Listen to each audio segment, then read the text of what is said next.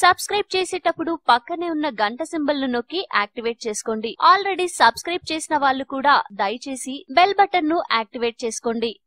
దిమ్మ తిరిగే ఆఫర్లతో ఎంట్రీ ఇచ్చి టెలికాం రంగంలో పెను సంచలనం సృష్టించిన రిలయన్స్ జియోను మించిపోయే ఆఫర్తో ఎంట్రీ ఇచ్చేందుకు సిద్ధమవుతోంది డేటావిన్. జియో దెబ్బకు ఇతర నెట్వర్క్ కంపెనీలు సైతం తమ డేటా ప్లాన్లను సవరించుకున్నాయి. తమ ఖాతాదారులు చేజారిపోకుండా పడరాని పాట్లు పడుతున్నాయి. ఇప్పుడు జియోను తలదన్నే ఆఫర్తో భారత మార్కెట్లోకి ప్రవేశిస్తోంది ప్రముఖ కెనడియన్ మొబైల్ తయారీ సంస్థ డేటావిన్. దాదాపు 100 కోట్ల పెట్టుబడితో టెలికాం రంగంలోకి దూకేందుకు రంగం సిద్ధం చేసుకుంది. మరికొన్ని నెలల్లోనే టెలికాం లైసెన్స్ ను సంపాదించేందుకు ప్రయత్నాలు ప్రారంభించింది. మార్కెట్లోకి అడుగు పెట్టడంతోనే పెను సంచలనం సృష్టించాలని భావిస్తోంది. అందులో భాగంగా ఏడాదికి కేవలం 200 రూపాయలకే డేటా సర్వీసులు ఇవ్వాలని యోచిస్తోంది.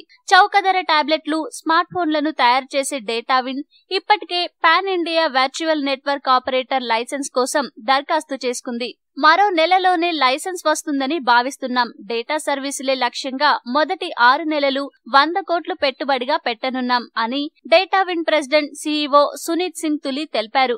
మొట్టమొదటి పంజాబీ ఎడ్యుకేషన్ టాబ్లెట్ ప్రారంభోత్సవం సందర్భంగా ఆయన ఈ విషయాన్ని వెల్లడించారు. నెలకు 1000 నుండి 1500 మధ్య ఖర్చు చేయగలిగే వారు మాత్రమే జియో 300 ప్లాన్ ను భరించగలరు.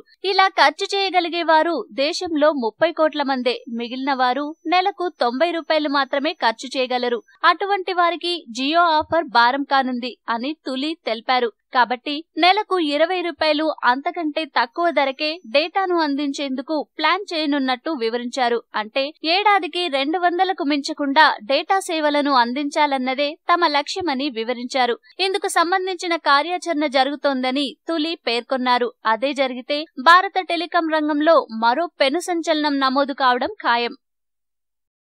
ఈ వీడియో మీకు నచ్చితే లైక్ చేయండి, అందరికీ షేర్ చేయండి, కానీ సబ్స్క్రైబ్ చేయడం మాత్రం మర్చిపోకండి.